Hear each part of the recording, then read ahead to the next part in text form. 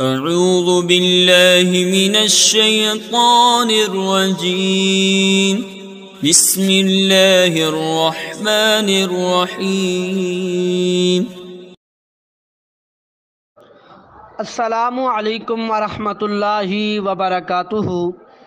درس نظامی چینل کے ناظرین کرام، آج کی اس ویڈیو میں ہم جانیں گے کہ مصنف علیہ رحمہ جہاں پر بین السطور عبارت لے آتے ہیں وہاں مصنف کی کیا اغراض ہوتی ہیں، بین السطور عبارت لکھنے کی کیا اغراض ہوتی ہیں، کیا مقاصد ہوتے ہیں، اس بارے میں جانیں گے۔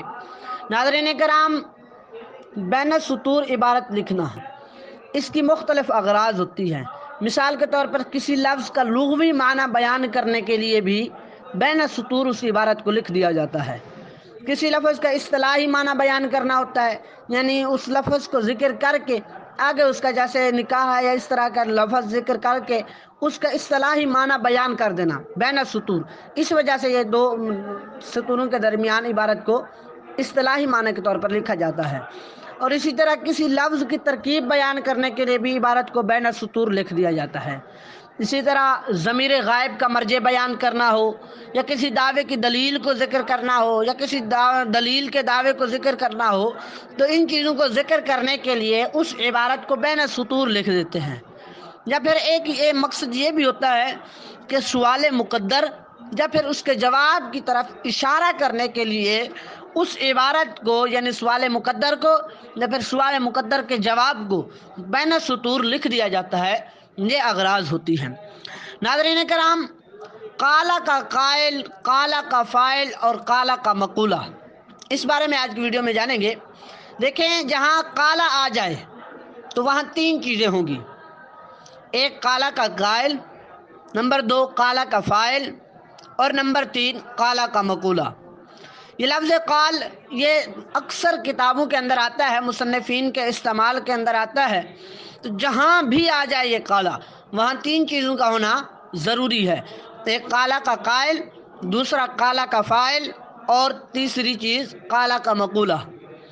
جو کہنے والا ہے وہ بن جائے گا قالا کا قائل، اور جس اسم کی طرف قال کی نسبت ہے، یعنی قالا کی نسبت ہو رہی ہے، وہ قالا کا فاعل بن جائے گا، اور قالا کا فاعل جو بات بھی کہے گا وہ مقولہ ہو جائے گی۔ مثال کے طور پر قدوری کے مقدمے کے اندر ہے کہ قال شیخ الامام الاجل الزاہد ابو الحسن احمد بن جعفر البغدادی المعروف بالقدوری کتاب الطہارہ۔ تو اب اس عبارت کے اندر جو قالا آیا ہے، اس کا قائل شیخ کا شاگرد ہے، کیونکہ کوئی بھی شیخ اتنے بڑے بڑے القابات اپنے بارے میں ذکر نہیں کرتا، اور قالا کا جو فاعل ہے وہ لفظ شیخ ہے، یعنی یہ بات شیخ کی کہی ہوئی ہے، اور جو بات اس نے کہی ہے کتاب الطہارت، یعنی طہارت کے بارے میں کتاب، تو یہ اس فاعل یعنی قالا کے فاعل کی جو بات کہی ہوئی ہے یہ مقولہ بن گئی۔ تو اس عبارت میں قالا کا قائل شیخ کا شاگرد، قالا کا فاعل لفظ شیخ، اور مقولہ کتاب الطہارت ہے۔ یاد رکھیں، قرآن کریم میں جہاں بھی قالا کا فاعل اللہ تبارک جہاں بھی قالا آئے گا وہاں اس کا فاعل اللہ تبارک و تعالیٰ کی ذات ہو، تو وہاں پر قالا کا قائل بھی اللہ کی ذات ہی ہوگی۔ اسی طرح اگر کوئی کتاب ہے، اس کے مقدمے کے اندر مصنف کے نام کے بعد کوئی عاجزی والے القابات استعمال کرتے ہیں تو وہاں پر بھی قالا کا قائل اور فاعل یہ دونوں ایک ہی ہوں گے، یعنی وہی مصنف ہوگا۔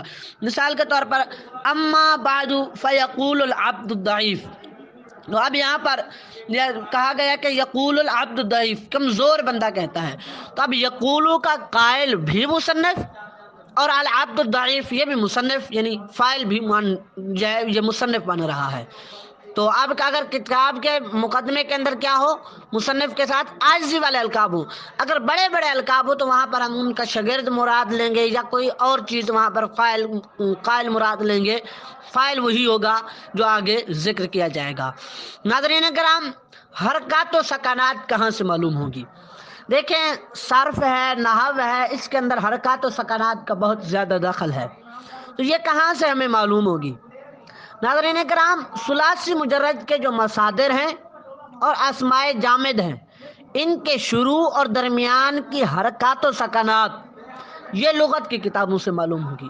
جیسے المنجد ہے، اسی طرح دیگر لغات کی کتابیں ہیں، تو ان کتابوں سے ان کی حرکات و سکنات موجود ہوں گی۔ کن چیزوں کے حرکات و سکنات معلوم کرنی ہے؟ پہلی ثلاثی مجرد کے مصادر اور اسماء جامدہ کے شروع اور درمیان کی حرکتیں، یہ صرف اور صرف کہاں سے ہوں گی؟ لغت کی کتابوں سے۔ اور جن سیوں کا تعلق گردانوں سے ہے ان کی حرکات و سکنات کی پہچان بھی صرف گردانوں سے ہوگی۔